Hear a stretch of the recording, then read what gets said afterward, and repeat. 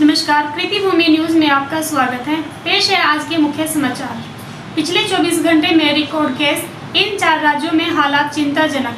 देश में कोरोना के अब तक कुल पॉजिटिव मामले बढ़कर 2,66,598 हो गए हैं। स्वास्थ्य मंत्रालय के अनुसार इस महामारी से अब तक 7,466 लोगों की मौत हो चुकी है। अब तक 1,29,215 लोग ठीक हुए हैं। कोरोना संक्रमण की जांच के लिए अब तक देश में 49,16,116 सैंपल टेस्ट किए जा चुके हैं।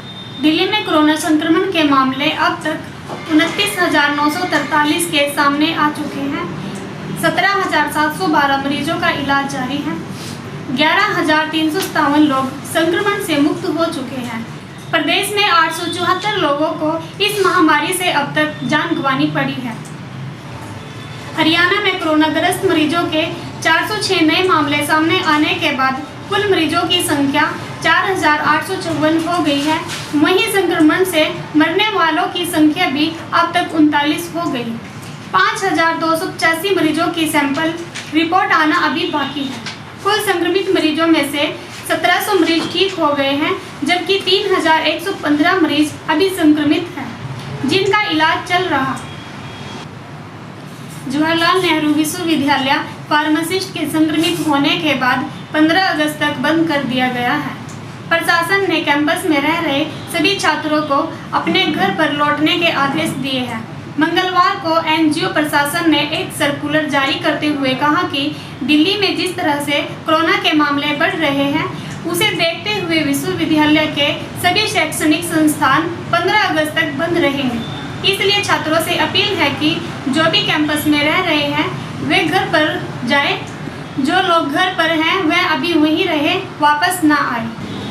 पाकिस्तान पुंछ नियंत्रण रेखा पर कर रहा अंधाधुंध गोलाबारी, भारतीय सेना का करारा जवाब। जम्मू एवं कश्मीर के पुंछ जिले स्थित नियंत्रण रेखा पर पाकिस्तान ने मंगलवार को अकारण गोलाबारी कर मोर्टार दागे और संघर्ष विराम का उल्लंघन किया। सेना ने इस बात की जानकारी दी। पाकिस्तान की ओर से यह 12 घंटे से भी कम समय में दूसरा युद्ध विराम का उल्लंघन है। गौरतलब है कि अब दोनों ओर से मनकोट सेक्टर में गोलाबारी हो रही है। इस तरह से होती गोलाबारी के बीच स्थानीय लोग अपने घरों के अंदर भय से कैद रहने को मजबूर हैं। एलओसी के पार से दागे गए गोलों से अक्सर नागरिक हताहत होते हैं और उनके घरों और कृषि क्षेत्रों को नुकसान पहुंचता है। बता दें कि लद्दाख सरहद पर चीन के साथ तनाव के बीच लाइन ऑफ कंट्रोल पर पाकिस्तानी सेना की नापाक हरकतें भी तेज हो गई हैं। पुंछ जिले के मनकोटे सेक्टर में मंगलवार तड़के सीज फायर का उल्लंघन किया गया है।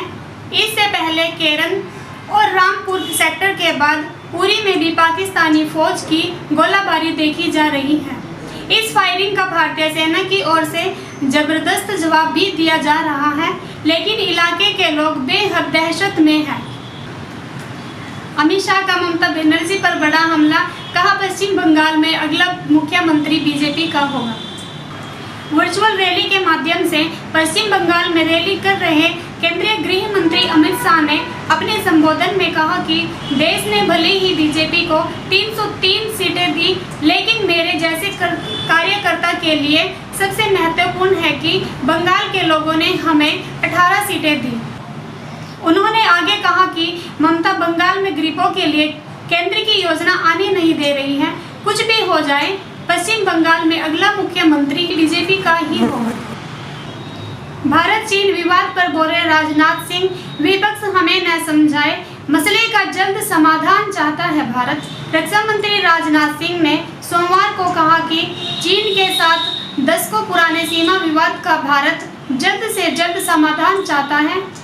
साथ ही उन्होंने पूर्वी लद्दाख में जारी संघर्ष को खत्म करने के लिए चीन और भारत की सेनाओं के बीच 6 जून को हुई उच्च स्तरीय सैन्य वार्ता को सकारात्मक बताया। भारत और चीन ने वर्तमान संघर्ष सहित सीमा मुद्दे को सुलझाने के लिए वार्ता जारी रखने पर सहमति जताई है।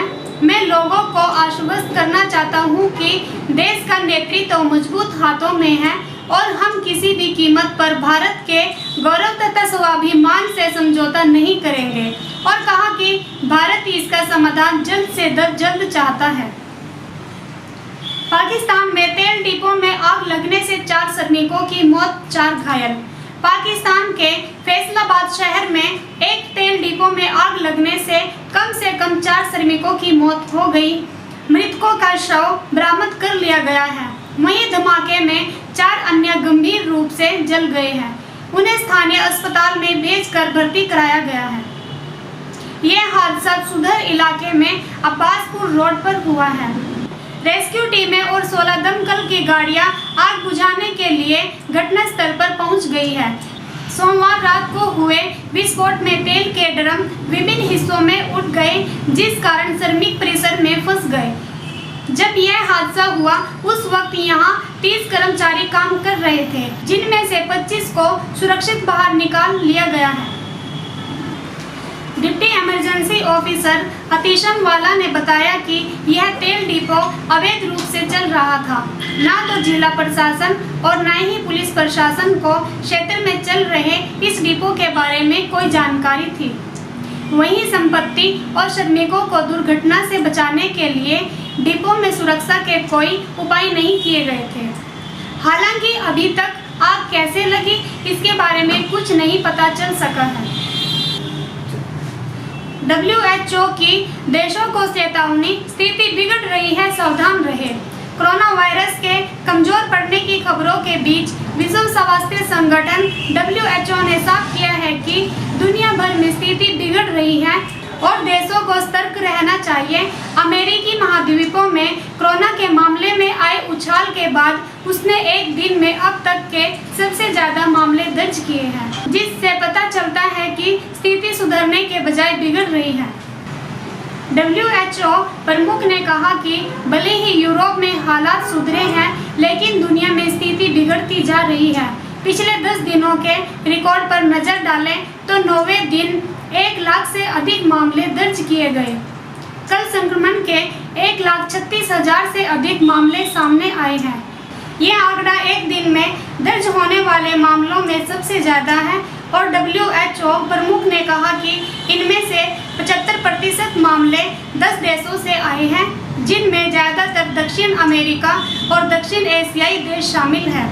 जो देश स्थिति में सुधार का दावा कर रहे हैं, उन्हें चेतावनी देते हुए कहा कि आत्मसंतोष सबसे बड़ा खतरा है और दुनिया के अधिकांश लोग अभी भी जोखिम में हैं। बने रहिए कृतिभूमि न्यूज के साथ। आपकी नज़र हम पर, हमारी नज़र सब पर। धन्यवाद।